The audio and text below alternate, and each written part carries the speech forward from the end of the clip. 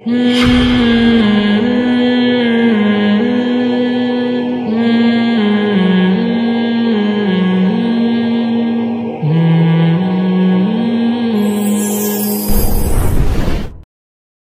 بات اصل میں یہاں سے شروع کی تھی کہ اللہ تعالیٰ نے قرآن مجید میں نبی صلی اللہ علیہ وسلم کے بارے میں فرمایا کہ اگر یہ ہم پہ کوئی معاذ اللہ غلط بات منسوب کرتے تو ہم ان کو پنپنے نہیں دیتے. تو میں یہاں سے عرض کیا تھا میں نے کہ جو بھی 2 نمبر لوگ ہوتے ہیں نا, اللہ ان کو پنپنے نہیں دیتا. ہاں, جو بے وقوف قسم کے لوگ ہوتے ہیں وہ ان کو فالو کرنا شروع کر دیتے ہیں. تو کسی بھی فیلڈ میں عقل مندوں کا اعتبار ہوتا ہے, احمقوں اور بے وقوفوں کا اعتبار نہیں ہوتا. تو یہ جو روحانی عامل ہے نا, جو بڑی گہری حصار اور جن بھوت, وہ اس کی باتیں آ رہی تھی. تو جن بھوت کا ہمیں, بھوت تو نہیں, جن کا تو ہمیں قرآن و سنت سے ثبوت ملتا ہے. ہم مانیں گے اللہ نے کہہ دیا, لیکن اس کی کیا کیفیت ہوتی ہے, وہ قابو میں آتے ہیں نہیں آتے, ان چیزوں کا قرآن میں کوئی تذکرہ نہیں ہے. لہذا یہ عامل جو دعویٰ کرتے ہیں ہم نے جنات قابو میں کر لیے, یہ کر لیا, او بھائی یہ تمہاری اپنی کہانی ہے, یہ ہماری کھوپڑی میں نہیں آتی. میں نے آج تک کوئی جن کسی عامل کے قابو میں نہیں دیکھا. البتہ عامل جنات کے قابو میں بہت دیکھے, میں نے بہت دیکھے کہ اس پہ جن آیا ہوا ہوتا ہے, خود اس کو کنٹرول کیا ہوا ہوتا ہے جن نے. تو ایسا بہت ہوتا ہے. ایسا نہیں ہوتا کہ عامل جنات کو قابو میں لے لیں. سمجھتے ہو کہ نہیں سمجھتے؟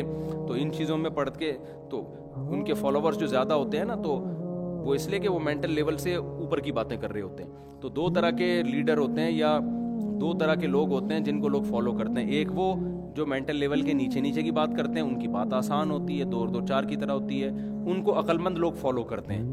اور جو عجیب سی باتیں کر رہے ہوتے ہیں جو آپ کی سمجھ میں ہی نہیں آ رہی ہوتی, ان کو احمق اور بے وقوف لوگ فالو کرتے ہیں. لیکن جو احمق اور بے وقوف کی عقیدت ہے نا, وہ پڑھے لکھے کی عقیدت نہیں ہوتی. وہ پھر ایسی عقیدت کہ آپ کی سوچ سے بھی زیادہ, وہ بہت ہی کا حضرت جی کا ارشاد فتنی. تو خوب سمجھ لو, اپنی زندگی کا اصول بنا لو کہ جو شخص بھی اللاجیکل باتیں کر رہا ہے اس کے پیچھے کبھی بھی مت چلو. ہاں یہ ضرور ہے, کسی کے شارٹ کلپ دیکھ کے یہ اندازہ لگا لینا کہ یہ اس کی بات اللاجیکل ہے, فوراً کسی کے بارے میں فیصلہ مت کرو. بعض دفعہ ہمارا کوئی کلپ چل رہا ہوتا ہے, ادھورا کلپ ہوتا ہے, لوگ کہتے ہیں مفتی صاحب نے اللاجیکل بات کی ہے. وہ جتنے آپ کے اشکالات ہیں نا, وہ دوسرے بیان میں اس تمام اشکالات کے جوابات موجود ہوتے ہیں. سمجھتے ہو؟ تو سننا بھی اسی کو ہے, اور اپنی زندگی کا جو لاہ عمل ہے نا, وہ بھی لاجک کے تحت گزارنا ہے. خوب سمجھ لو.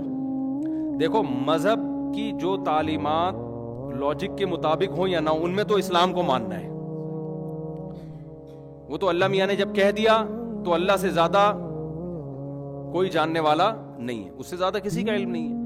لیکن جہاں مذہب کی گائیڈنس نہیں ہے, مذہب کی رہنمائی نہیں ہے, وہاں پھر آپ نے 100% عقل کو ہی استعمال کرنا ہے, تانے بانے ملانے ہیں. ایک مثال دے کر بس بیان کو ختم کرتا ہوں. یہ مثال میں پہلے کئی دفعہ دے چکا ہوں, لیکن بیان کمپلیٹ ہو جائے گا اس مناسبت سے. دیکھو, ہم نے علماء سے سنا ہے کہ اگر آپ شریعت کی مخالفت کرو گے نا, توبہ استغفار سے وہ گناہ آپ کا معاف ہو جائے گا. فطرت کی مخالفت کرو گے تو جو سزا ملے گی وہ توبہ استغفار سے نہیں ٹلتی. ہمارے ہاں بہت سے لوگ جو شریعت کو فالو کرتے ہیں وہ عقل کے خلاف چلنا شروع ہو جاتے ہیں اور اس کو توکل کا نام دے دیتے ہیں. مثال کے طور پر ایک آدمی خدا نخواستہ اس نے کوئی جرم کیا, بد نظری ہو گئی اس سے, شریعت کے خلاف کیا نا. کسی بھی عالم مفتی کے پاس آئے گا, عالم مفتی پوچھے گا اس سے, بھائی تم سے کیا جرم ہوا؟ وہ کہتا ہے بھائی مجھ سے بد نظری ہوئی ہے, مجھے بتائیں اس کی کیا تلافی ہے. تو وہ کیا کہے گا؟ کیا کرو؟ توبہ کرو. توبہ کرنے سے اس کے تمام سائیڈ ایفیکٹ کیا ہو جائیں گے؟ ختم. التائب من الذنب کمن لا ذنب له, حدیث میں آتا ہے گناہ سے توبہ کرنے والا ایسا ہے جیسے اس سے گناہ کبھی ہوا ہی نہیں ہے. ایک غلطی ہے. دوسری غلطی کیا ہے؟ موم بتی جل رہی تھی, آگ لگی ہوئی ہے اس میں, آپ نے کہا یار میرا ایمان اپنا میں جانچتا ہوں ذرا, میرا اللہ پہ توکل, آگ پہ زیادہ توکل ہے یا اللہ پہ زیادہ ہے؟ تو میں اللہ پہ توکل کرتا ہوں, اس موم بتی میں ہاتھ ڈالوں گا, اللہ چاہے گا تو ہاتھ میرا نہیں جلے گا. آپ نے اس انگلی میں, اس آگ میں انگلی داخل کر دی, وہ آگ لازماً آپ کے ہاتھ کو جلائے گی, کیونکہ آپ ابراہیم علیہ السلام نہیں ہیں. اللہ نے ابراہیم علیہ السلام سے وعدہ کیا تھا کہ آگ میں ڈال دیں گے میں بچا لوں گا. آپ میرے اور آپ سے اللہ نے ایسا کوئی وعدہ نہیں کیا. اس لیے اللہ پہ توکل کا سہارا لے کے ہمارے لیے آگ میں انگلی داخل کرنا جائز ہو جائے گا؟ جائز نہیں ہوگا، کتنا بھی توکل ہو. آپ نے کہا یار اللہ سے ہوتا ہے، ہمارے تبلیغ والے کہتے ہیں بالکل صحیح کہتے ہیں کہ اللہ سے ہوتا ہے، اللہ کے غیر سے نہیں ہوتا. آپ نے کہا اچھا اللہ سے ہوتا ہے تو میں ابھی بجلی کے کھمبے میں نا یہ جو ہے نا یہ آپ تک پلک لگاتے ہیں، میں 2 انگلیاں ڈالوں گا اور تم بٹن آن کر دینا، اللہ کا حکم ہوگا تو کرنٹ لگے گا، تو نہیں لگے گا، نہیں حکم ہوگا تو نہیں لگے گا، اور مجھے یقین ہے کہ اللہ کا حکم ہوگا کہ نہیں لگے گا. آپ نے انگلیاں ڈالیں اور جیسے ہی آن ہوں گے تو آپ مریں گے. آپ کے بچنے کا ایک ہی طریقہ ہے کہ کوئی آپ کو بچانے کی کوشش کرے. آپ کو اگر جو بچانے کی کوشش کرے گا نا تو پھر آپ بچ جائیں گے. وہ کیا ہو جائے گا؟ کیونکہ کرنٹ پارسل ہو جائے گا ادھر کو. کہتے ہیں اس کو کرنٹ لگا ہوا، اس کو اگر کھینچو بھی نا تو وہ بچ جائے، آپ کے مرنے کے چانسز بڑھ جاتے ہیں. تو یہ کیا، یہ کس سے پھٹا کر رہے ہو آپ؟ شریعت سے نہیں، کس سے؟ نیچر سے. اللہ کے نیچر کے جو اصول ہیں وہ تبدیل نہیں ہوتے. وہ تو کبھی معجزہ ہو جائے تو ہو جاتے ہیں، ورنہ نہیں ہوتے، وہ کبھی بھی تبدیل نہیں ہوتے. اب جناب آپ کو لگا پاورفل قسم کا کرنٹ، آپ اندر سے آڑے ترچھے ہو گئے، بالکل فرمائی آپ کا ٹیڑھا ہو گیا، پہچان میں ہی نہیں آ رہے کہ کون سا بندہ ہے. یا آپ نے آگ میں انگلی ڈالی اور وہ انگلی آپ کی کیا ہو گئی؟ جل گئی. اب آپ آئے مفتی صاحب کے پاس، مفتی صاحب مجھ سے غلطی ہوئی ہے، میں نے آگ میں اپنے آپ کو جلا دیا ہے. تو مفتی صاحب کہیں گے توبہ کرو بھائی، یہی کہیں گے نا. تو آپ کہیں گے بھائی توبہ کرنے سے کیا ہوگا؟ وہ کہیں گے صرف گناہ معاف ہوگا آپ کا. کہ حماقت کیوں کی؟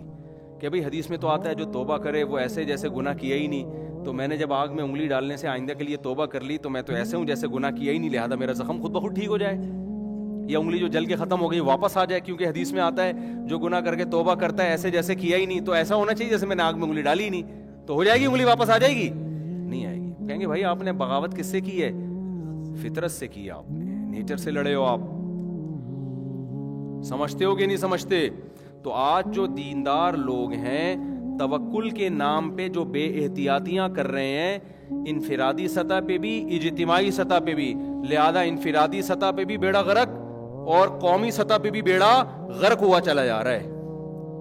اور کہتے ہی ہیں کہ ہم چونکہ مسلمان ہیں، ہمارے ساتھ اللہ ہے تو اللہ کی ہمارے ساتھ مدد ہوگی، ہم ترقی کریں گے.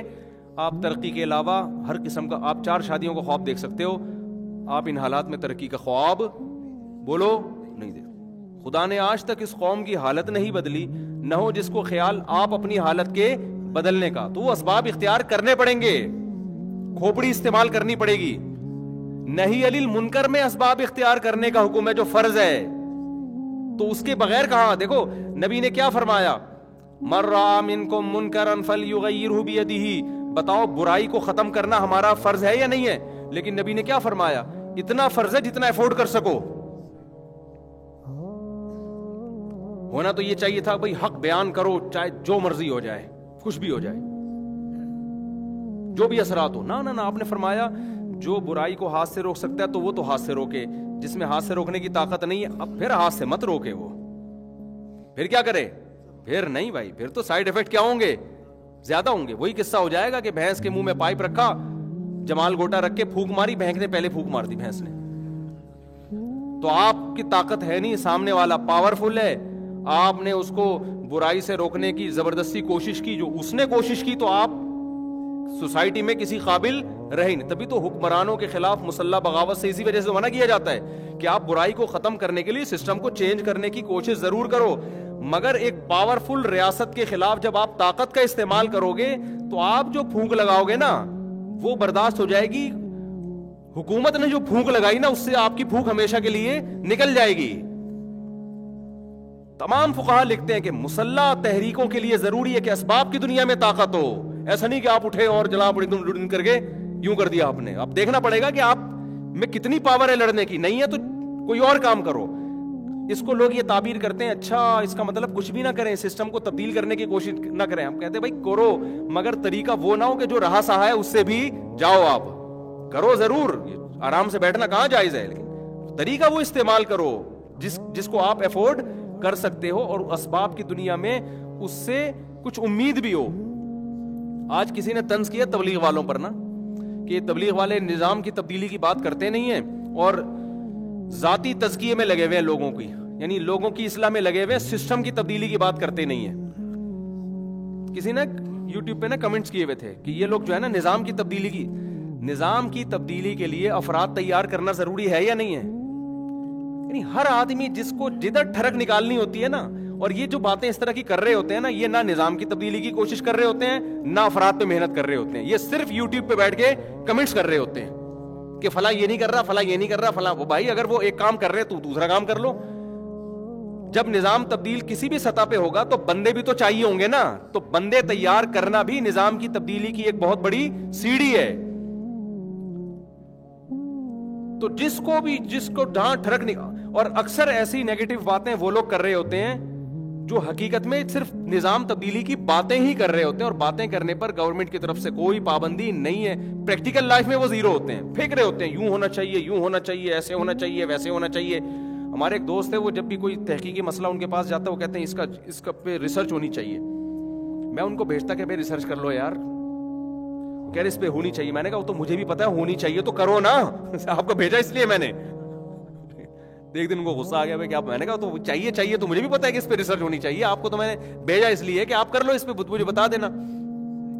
بعض دفعہ میرے پاس کوئی بھیج رہے ہوتے ہیں کہ آپ اس کی تحقیق کرو، میں جواب میں لکھوں اس پہ تحقیق ہونی چاہیے، تو کہے گا تو ہمیں پتا چاہیے تو کرو نا. تو پھر میں اگر تحقیق کرتا ہوں تو خوش ہوتے ہیں، نہیں کرتا تو بولیں گے یار کیوں نہیں کر رہے.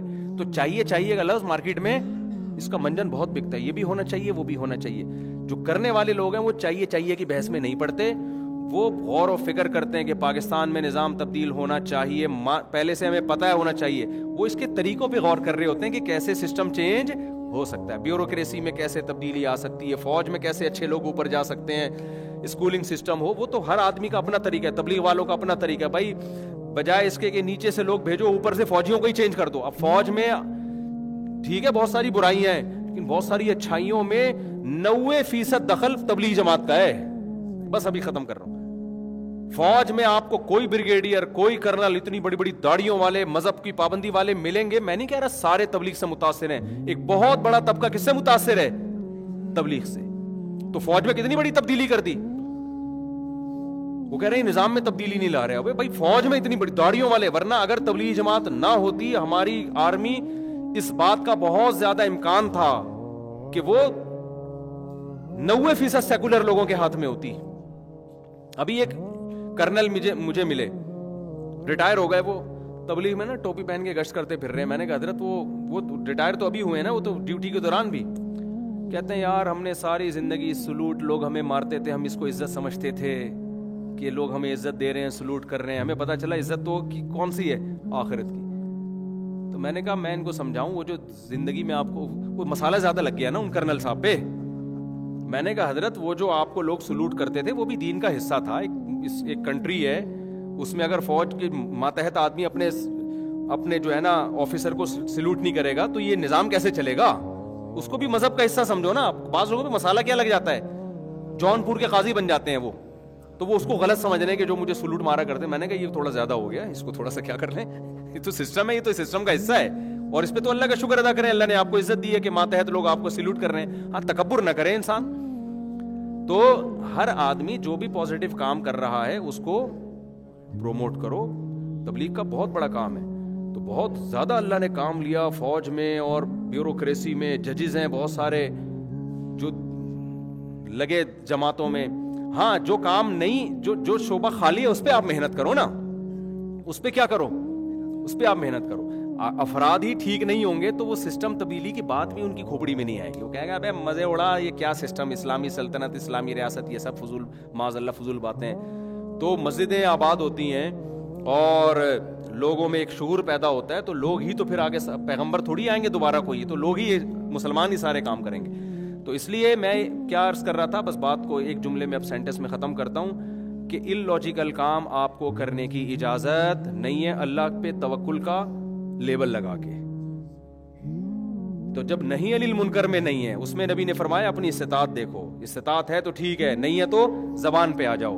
فمن لم یستطع فبلسانہ، زبان سے کہنے پر اکتفا کرو. اور اگر اس کی بھی طاقت نہیں ہے فبقلبہ، تو بقلبہ کا مطلب یہ نہیں کہ دل سے برا سمجھو، بقلبہ کا مطلب دل سے تبدیل کرو. دل سے تبدیل کا مطلب دل میں یہ نیت کر رکھو کہ اللہ ابھی تو میں بول بھی نہیں سکتا، جو مجھے ذرائع اور وسائل ملے نا، جتنا کام کرنے کی، جتنا برائی کو دنیا سے ختم کرنے کی، میں وہ تمام سوٹیبل ذرائع اور تمام سوٹیبل وسائل میں اختیار کروں گا, میں ایسے نہیں بیٹھوں گا, جتنے بھی جو بھی سوٹیبل طریقہ ہوگا تو وہ میں اختیار کروں گا. تو وہ نبی کا بھی یہی سیرت ہے, تمام انبیاء کی یہی سیرت ہے, اور قیامت تک یہی طریقہ چلے گا.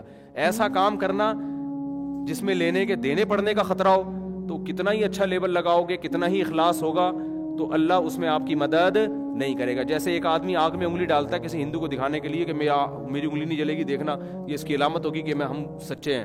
تو اللہ نے کب تجھے کہا کہ بھائی تو تیرا ہاتھ نہیں جلے گا, پھر بھی ہاتھ جلے گا, ٹھیک ہے نا. ہاں بعض دفعہ اللہ کی طرف سے کسی پر الہام ہو جاتا ہے, جیسے کرامات کے ایسے واقع ہے. وہ الہام جیسے موسیٰ علیہ السلام کی ماں پر الہام ہوا کہ اس بچے کو صندوقچے میں ڈال دو, ہم بچا لیں گے. پھر ان کے لیے صندوق میں ڈالنا کیا ہو گیا, حلال ہو گیا. وہ بعض دفعہ وہ اللہ کی طرف سے ایسا قوی الہام ہوتا ہے, وہ دوسرے کے لیے تو حجت نہیں ہوتا, لیکن جس پر ہوتا ہے اس کے لیے وہ حجت ہوتا ہے. لیکن اب الہاموں کا ایک نیا سلسلہ نہ کھل جائے کہ اچھا مجھے تو یہ الہام ہوا تھا کہ یوں کر لو, وہ ایک الگ ٹاپک ہے, پھر اس پہ میں کبھی بات کروں گا انشاءاللہ. اللہ تعالیٰ سمجھنے کی عمل کی توفیق